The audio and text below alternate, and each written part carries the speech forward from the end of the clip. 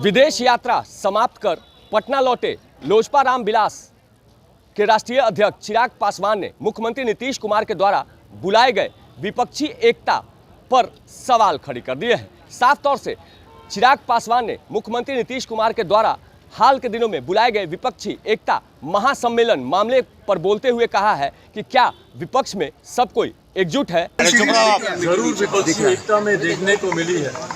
इससे पहले हम लोगों ने देखा कि सिर्फ तस्वीरें खिंचाई सब साथ आते थे, और इस बार जो बार बार इन लोगों की बैठक हो रही है, पर ये आने वाला समय ही बताएगा कि इन बैठकों का कोई निष्कर्ष निकलता है कि नहीं निकलता है। देखिए, स्वाभाविक है एक साथ एक मंच पर आकर चर्चा करना आसान है, पर साथ मिलकर और ख़ास तौर पर कई ऐसे राज्यों में साथ मिलकर चुनाव लड़ना जहां पर एक दूसरे के खिलाफ ही जिनकी राजनीति हमेशा से रही है, राज्यों का नाम लेने की जरूरत नहीं है, पर कई ऐसे उदाहरण हैं जहाँ पर जो दल साथ में बैठे हैं उनके खिलाफ ही उन लोगों ने अपनी राजनीति करने का काम किया है।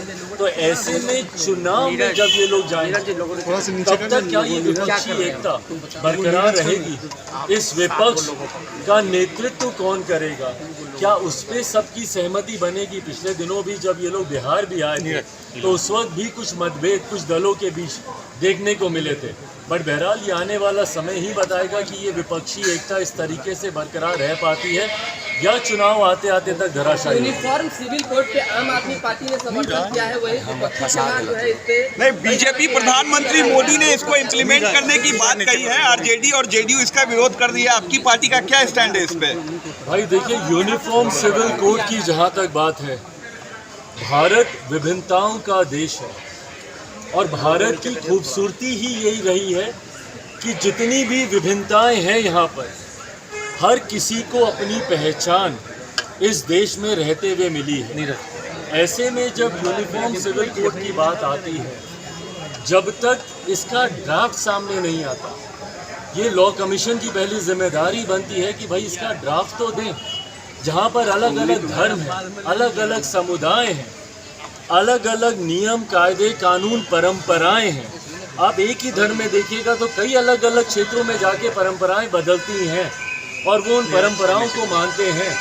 अगर आप हिंदू मैरिज एक्ट को ही ले लें तो आप ऊपर नॉर्थ में अलग हैं, डाउन साउथ जाते जाते तक नॉर्थ में उसके नियम कायदे कानून अलग हैं, रिश्तेदार जनरेशन में आप नहीं कर सकते, डाउन साउथ जाते जाते अपने अंकल के साथ आप शादी ब्याह कर सकते। तो कई ऐसे नियम कायदे कानून हैं।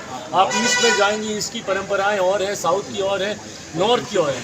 तो ऐसे में जब यूनिफॉर्म सिविल कोड की बात आती है तो वो क्या ड्राफ्ट है, जब तक लॉ कमीशन उस ड्राफ्ट को आपके सामने नहीं रखता, मुझे नहीं लगता कि इस पर किसी का भी कोई भी टिप्पणी करना उचित है। एक बार वो ड्राफ्ट आएगा, उस ड्राफ्ट को मैं मेरी पार्टी पूरी गंभीरता से हम लोग उसका अध्ययन करेंगे और उसके बाद ही उस पर अपनी टिप्पणी देना उचित है। 3 जुलाई को ऑल पार्टी मीटिंग बुलाई गई है इस मामले पे। 3 जुलाई को ऑल पार्टी मीटिंग है।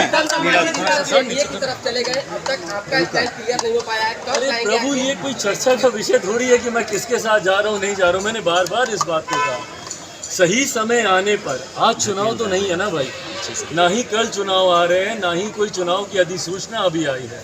अभी समय है और मैं निरंतरता में एक ही बात को मैं कहता रहा हूँ कि जब चुनाव सामने आएंगे, गठबंधन किसके साथ होगा, यकीनन लोक जनशक्ति पार्टी रामविलास अगला चुनाव गठबंधन के तहत लड़ेगी, पर वो किसके साथ गठबंधन होगा वो सही समय आने पर ही फैसला लिया जाएगा। अमित शाह ने नीतीश कुमार को लेकर कहा कि अमित शाह ने कहा कि नीतीश कुमार पलटू है, उन पर भरोसा नहीं किया जा सकता है, हर बार पाला बदलते हैं, ऐसे के साथ कैसे सरकार हम चला सकते हैं? भाई ये बात भारतीय जनता पार्टी से बेहतर तो कोई नहीं जान सकता। कितनी बार नीतीश कुमार जी ने उन्हें धोखा देने का काम किया है। तो ऐसे में जब आदरणीय केंद्रीय गृह मंत्री अमित शाह जी ने इन बातों को रखा है तो वो सही बोल रहे हैं इस बात को लेकर।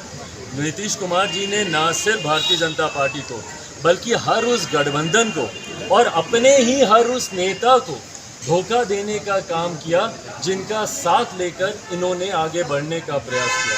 भाई दूसरे दल तो दूर की बात है, जिन्होंने अपने नेताओं को नहीं छोड़ा हो। कोई भूल सकता है इन्होंने जौहर साहब के साथ क्या किया, या दिग्विजय बाबू के साथ क्या किया, या शरद यादव जी के साथ क्या किया, या इनकी अपनी पार्टी के नेता आरसीपी जी जो आज इनसे अलग हुए हैं, उनको किस तरीके से इन्होंने प्रताड़ित करने का काम किया। समय समय पर अपने स्वार्थ के लिए गठबंधन को बदलने के लिए जिस नेता ने घटक दलों को धोखा देने का काम किया, तो ऐसे में उनको आईना ही दिखा रहे हैं मौजूदा गृह मंत्री जी। जाहिर सी बात है कि पटना एयरपोर्ट पहुंचे चिराग पासवान ने अमित शाह के बयान का समर्थन करते हुए मुख्यमंत्री नीतीश कुमार को एक बार फिर से पलटू संबोधित किया है। नीरज त्रिपाठी, दर्श न्यूज़, पटना।